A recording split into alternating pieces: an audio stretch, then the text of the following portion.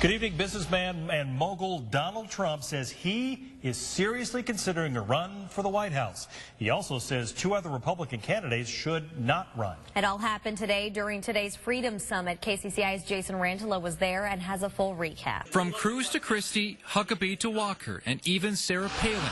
Some of the biggest names set foot in Des Moines Saturday for what's known as the starting gun for the presidential race. Speakers brought up defending the Constitution, protecting the border, reducing taxes, and balancing the budget. They united in their disapproval of President Obama, saying he's divisive, calling for a full repeal of his health care plan. Donald Trump also made it clear he's thinking of running. I am seriously thinking of running for president because I can do the job. But not before calling out 2012 presidential runner-up Mitt Romney. It can't be Mitt because Mitt ran and failed. He failed. And Florida Governor Jeb Bush. But he's totally in favor of Common Core. He's very, very weak on immigration. The summit once again puts Iowa right in the national media spotlight. Well, now to Commitment 2016 news tonight. Hopeful Republican presidential candidates are in Des Moines for the first Iowa Agricultural Summit.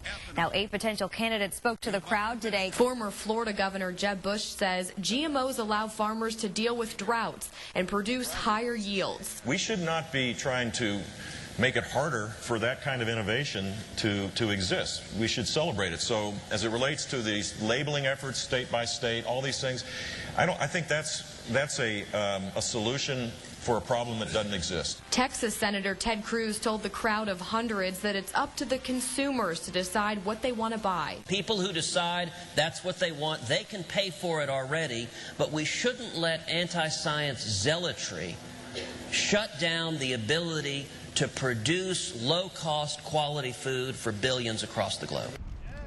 Big-name Republicans like Jeb Bush flocked to the Hawkeye State to talk Iowa agriculture. Hundreds sat inside, soaking it all in, but shouting from the crowd cut through the silence when New Jersey Governor Chris Christie took the chair. I'm glad to see that New Jersey has come to Iowa. New Jersey native Joe Mangino stood up in protest. The outburst didn't last long. Security quickly forced him outside. The reason I'm here is I am one of 15,000 families that are still not in their home because of Superstorm Sandy. Mangino flew 3 hours to protest what he calls a failed response by the governor to help victims rebuild. Our situation is so desperate that I'm willing to come to Iowa to talk with him to see about fixing our program that is a disaster. I know his attitude with the whole shut up and sit down, and like I said, I won't shut up and I won't sit down until I can do it in my own house. We're watching a live feed coming in from Miami, where in a few moments, Florida Senator Marco Rubio is expected to announce he will run for president. Rubio will be the 4th major candidate to declare his candidacy and the 3rd Republican to join the race. Texas Senator Ted Cruz and Kentucky Senator Rand Paul have already announced they're running. Also right now, we are waiting for Hillary Clinton to eventually arrive in Iowa. She's driving across country from New York for her first campaign stops. She is the only Democrat officially in the race right now. Clinton will tour a community college in Monticello on Tuesday and visit a produce distribution center in Norwalk on Wednesday. Set up along a grassy area in front of Kirkwood Community College in Monticello, a town of only about 4,000 people. None of us knew how to pronounce Monticello until this morning. A sort of new candidate. Dozens of TV crews from around the world waited for Hillary Clinton to make her first stop in Iowa since announcing her presidential campaign on Sunday. This is so odd to be looking at this tiny building behind me where she is going to have her first event. A small venue that political reporters say is very strategic. For Mel Monternock from Monticello. Oh yeah, I talked to a Frenchman, Germans, London Times. After several hours of waiting, Clinton's black SUV pulled up around 1 p.m., but continued going straight toward the back of the building, sending media on a mad dash to catch up. And we all, ran like our lives depended on it. Photographers perched their cameras over the fence that separated the presidential candidate from the crews, hoping to get just a glimpse as she walked inside. Some people tried to shout questions, but Hillary Clinton was laser focused on the folks at this community college today. 2 hours after arriving, Clinton's convoy pulled out of Kirkwood Community College's parking lot. Madam Secretary, what's it like to be back in the game? What's it like to be back in the game? It's great. First at 10, making their presence known in a big political stomping ground. GOP hopefuls here this weekend speaking at the Faith and Freedom Coalition. We also sat down with Governor Bobby Jindal and Governor Scott Walker earlier this afternoon, who wrapped up both their stances on religious liberty and economic liberty from tonight's event. I think religious liberty and economic liberty are two sides of the same coin. The same far left that wants to take away our religious liberty rights also wants to tax and regulate businesses out of existence. They're against profits. They're against private sector businesses that are creating jobs. They want to know who you are, what drives you. In the sense that you talk about faith, it's not about some checklist. It's ultimately about what impact does it have in your life. I tell people my faith impacted who I married, how we came together and had children, how we raised our children, how we live our life, how we interact with our friends and our family and others. About 1,500 people spent Saturday afternoon at the Central Iowa Expo in Boone for Joni Ernst's first ever roast and ride. The day started at the Harley-Davidson barn in Des Moines. The junior senator led some 300 motorcyclists, including Governor Scott Walker, to Boone, where 7 declared and potential 2016 presidential candidates spoke for several hours. It's time for America to be energy secure and use North American energy. Open up the XL pipeline. Use all of American energy. Everyone who wants to work hard, everyone who wants to live by the rules and play by the rules should be able to live their piece of the American dream in this great country. We have come to a place in this nation where the potential of the people of America is being crushed by the weight, the power, the cost, the complexity, the ineptitude, the corruption of the federal government. Here's what's going to save the middle class. More jobs, less regulation, a simplified tax code. The reason that I don't like Obamacare is because it fundamentally changes the relationship between the people and the government in this country. The people are supposed to be in charge, not the government. And we begin with Commitment 2016 news tonight. 5 major Democratic presidential candidates together for the first time right here in Iowa. All for the Democratic Party's annual Hall of Fame dinner and the fundraiser in Cedar Rapids. Team 8 coverage of the event tonight begins with chief political reporter Cynthia Fodor. Stacey and Kevin, it is an extremely lively crowd of about 1,200 Democrats inside the building here, and they have spent the last several hours cheering, chanting, and applauding for most of the speeches, particularly for Hillary Clinton and Vermont Senator Bernie Sanders, but also for Maryland Governor Martin O'Malley. He also brought them to their feet. All 5 took to the stage for the first time at the start of the event. Also a lot of activity outside. And Ryan, you were out here checking that out. That's right, Cynthia. A lot of passion out here in downtown Cedar Rapids, just about a block behind us here. Behind us here, chants, shirts, and sides proclaiming which side they took. Camp Clinton versus Camp O'Malley. They duked it out in downtown Cedar Rapids. The politically charged day in Cedar Rapids started with a handful of public parties. Kick off a swing through the state known as First in the Nation. The real energy, though, could be found outside the main event. Grassroots at its absolute beginning. People on the street chanting for a candidate they believe in. It resembled a scene from the West Side Story. 2 groups versus duke it out on First Avenue. What's the strategy to winning this turf war with O'Malley's people? You know what? We're just going to keep cheering our hearts out. We're so excited to be here for Hillary, and we're just going to keep it up as long as hydration lasts. In a state where grassroots campaigning is key, it's chants and decibels, not dollars and votes that matter here. It's huge. I mean, this is the Iowa caucus, and there's nothing like it. There's nothing as exciting as the Iowa caucus is. He's not a war hero. He's a war hero. He's a war hero. 5.5 years. He's a war hero because he was captured. I like people that weren't captured, okay? I hate to tell you. Do you agree with that? He's a war hero because he was captured, okay? Offstage, Trump, who had student and medical deferments during the Vietnam War, tried to clarify. If a person's captured, they're a hero as far as I'm concerned. Unless they're a traitor like Bergdahl. He was captured. He's no hero. Other 2016 hopefuls demanded an apology. The good people of Iowa are going to figure this out. And here's what I think they're going to say.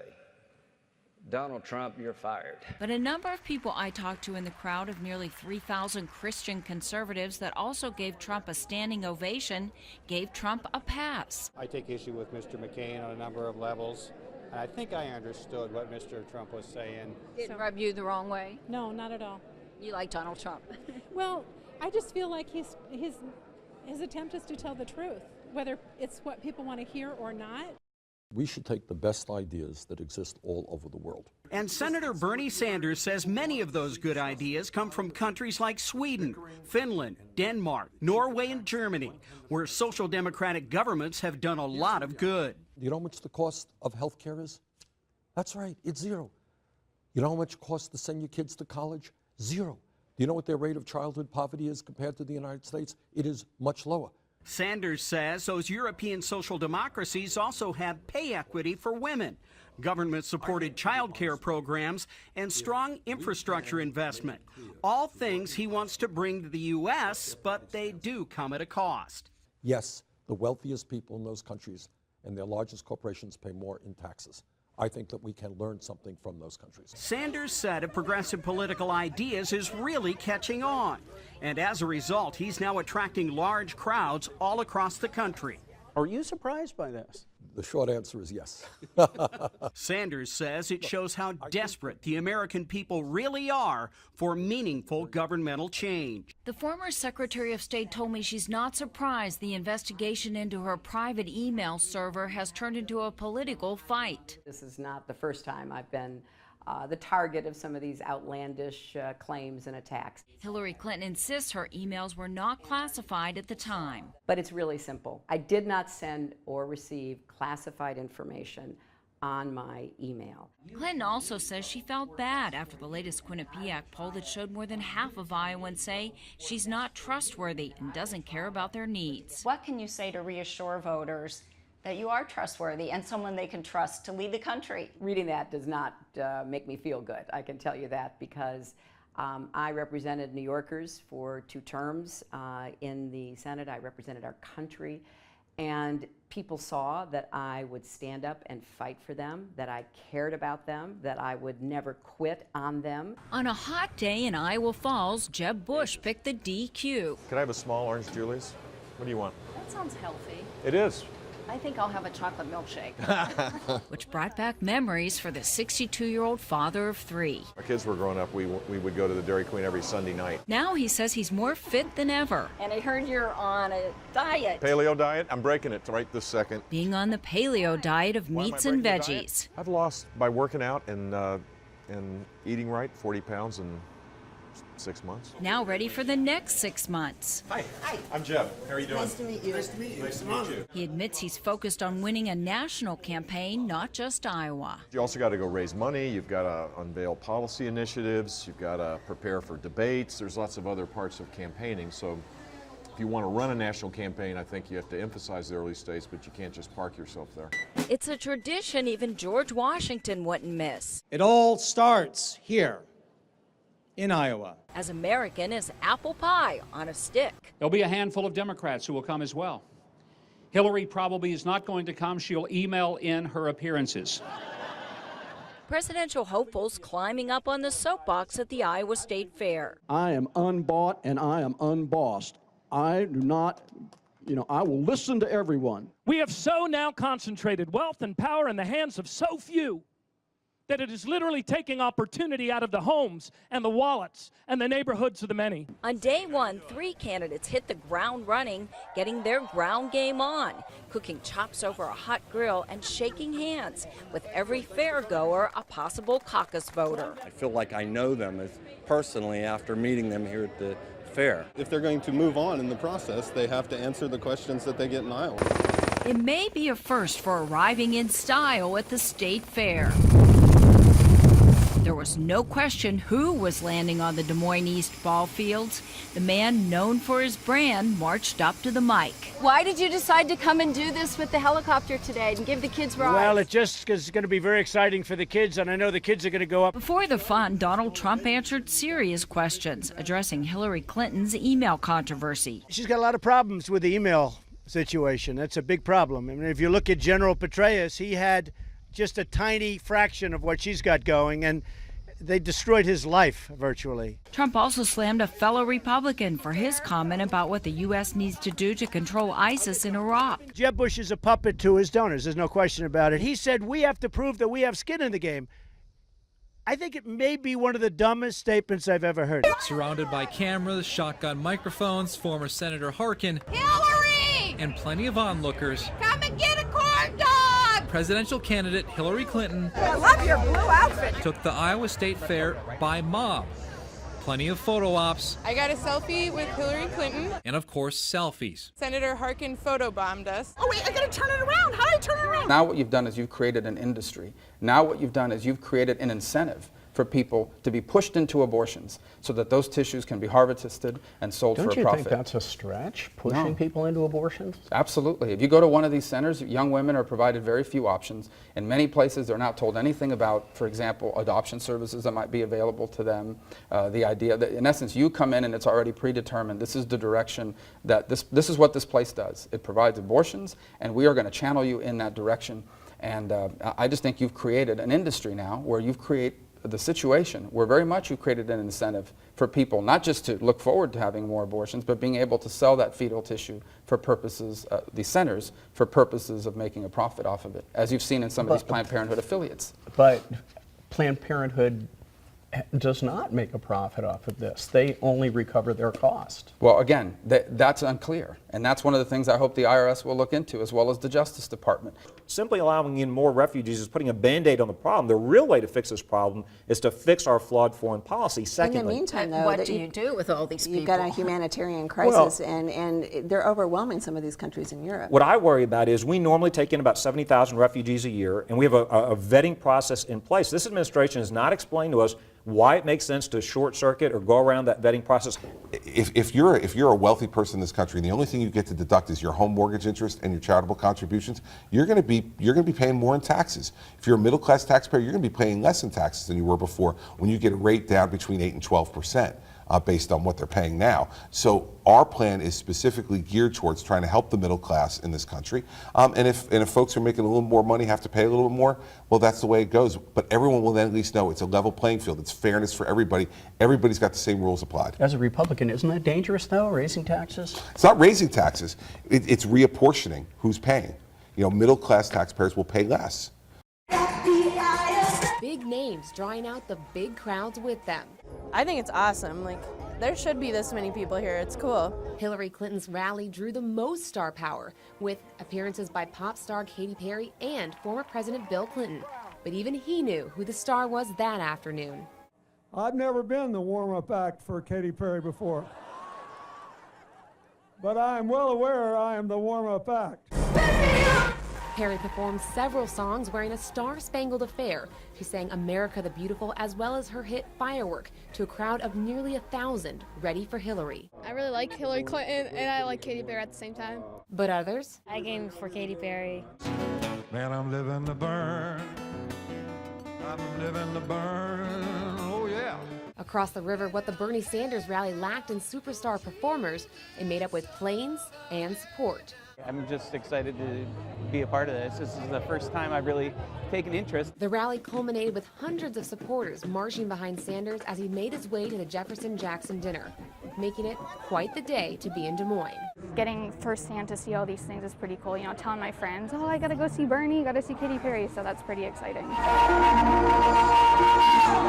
While the candidates are speaking on stage, ever wonder what goes on backstage? We seldom get access behind these curtains, but today we did.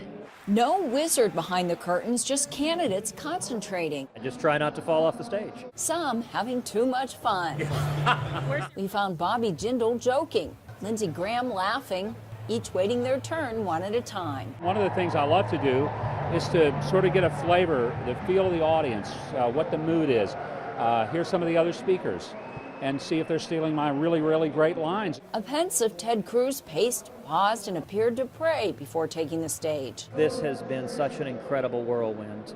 You know, people ask, is it tiring to run for president? I have to tell you just the opposite. It is invigorating. Carly Fiorina also got in the zone. Jeb Bush gathered his thoughts to touch on topics of concern to Iowans. The debt, the deficit, the divide, just the inability for anything to get done in Washington, D.C. They're concerned about the fact that wages haven't grown in 40 years, that not enough people are at work.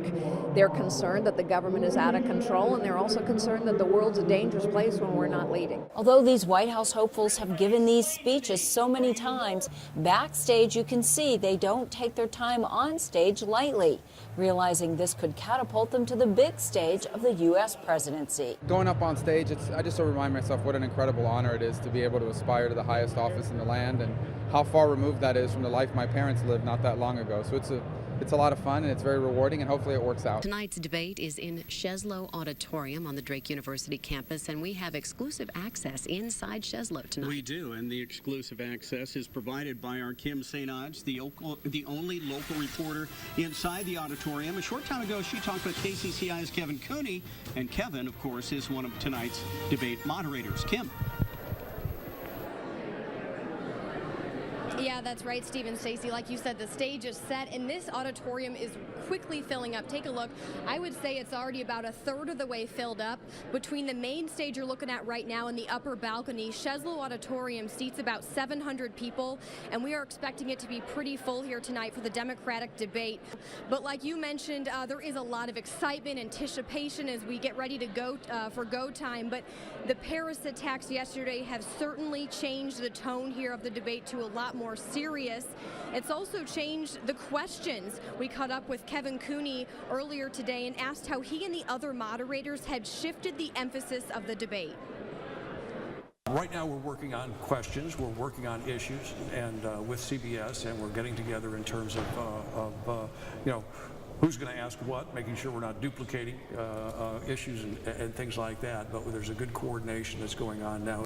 These are 10 uncommitted adults, 10 uncommitted students. Yeah, this is going to be very interesting. Shana, you have been talking with these uncommitted voters, and what do they hope to hear from these candidates tonight?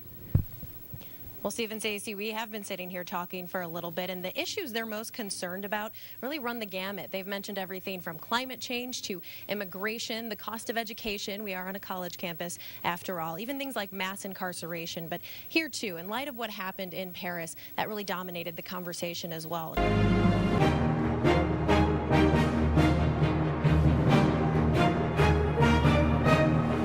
Joining me now to question them are Iowans Kevin Cooney of KCCI and Kathy Abradovich of the Des Moines Register. Kevin? Thanks, John. Candidates, we've already heard your answers on what you would do with Syrian refugees. But a crucial part of the immigration debate here at home is control of our own borders. Republicans say the borders, securing borders is a top priority. Democrats say they want a plan for comprehensive immigration reform. So, Governor O'Malley, are you willing to compromise on this particular issue to focus on border security first in favor of keeping the country safer? Well, Mr. Cooney, we've actually been focusing on border security to the exclusion of talking about comprehensive immigration reform. In fact, if more border security and more deportations were going to bring our Republican brothers and sisters to the table, it would have happened long ago. Now, Secretary Clinton, you said you would go further than the president when it comes to taking executive action to implement immigration reforms. But the president's already facing legal troubles on this. We've seen it more just in the past week. Realistically, how can you go further with executive action? Well, first of all, I know that the president has appealed the decision to the Supreme Court. And my reading of the law and the Constitution convinces me that the president has the authority that he is attempting to exercise with respect to Dreamers and their parents, because I think all of us on this stage agree that we need comprehensive immigration reform with a path to citizenship. Senator Sanders, we've heard a lot about this, your offer. You want to offer free tuition at public universities and colleges. Yes. A couple of questions about this. 63% of those who enroll graduate. First question, isn't this throwing a lot of money away if we're looking at a third of these people are not going to complete college? No, it is not throwing. It is an extraordinary investment for this country. Germany, many other countries do it already. In fact, as you remember, 50, 60 years ago, University of California, City University of New York were virtually tuition free. Here is the story. It's not just that college graduates should be $50,000 or $100,000 in debt. More importantly, I want kids in Burlington, Vermont, or Baltimore, Maryland, who are in the 6th grade or the 8th grade, who don't have a lot of money, whose parents, like my parents, may never have gone to college. Do you know what I want, Kevin?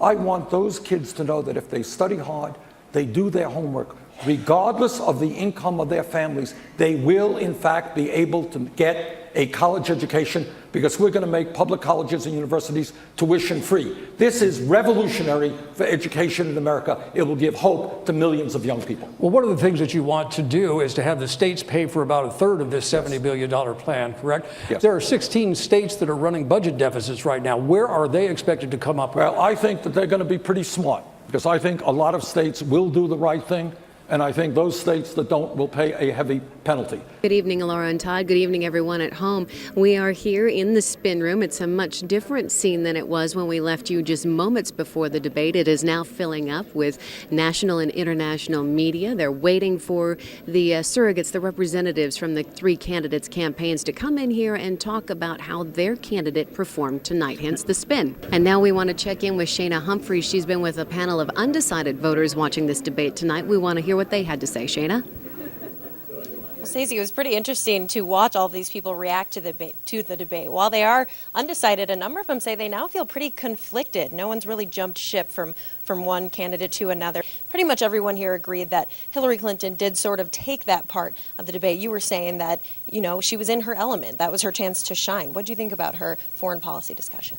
I think she definitely has the most experience, and I think we all agree on that. That is where she dominates, and that's where she has the most experience, and so I think we can all say that that is where she's shown. Kevin Cooney joined us now. He's just wrapped up his duties as co-moderator of tonight's debate. How did it go, Kev? How do you feel about it? I think probably like a lot of people who are watching it, you just wish you had more time. You wish you had more time to cover more issues, to get the candidates to expand a little bit. Be right back. Governor O'Malley, we're live on KCCI tonight. Tell me, how did it go for you? I thought it was a great debate. I mean, we made our case that our country needs new leadership. We need to get things done again as a nation. And I was able to, with my distinguished colleagues, make our case in a way that was much, much harder when there were 5 of us on this stage. I can't remember a time when a relatively unknown challenger had the opportunity that we had tonight to make our case. We have a great organization here in Iowa, and I'm going to continue to build on it.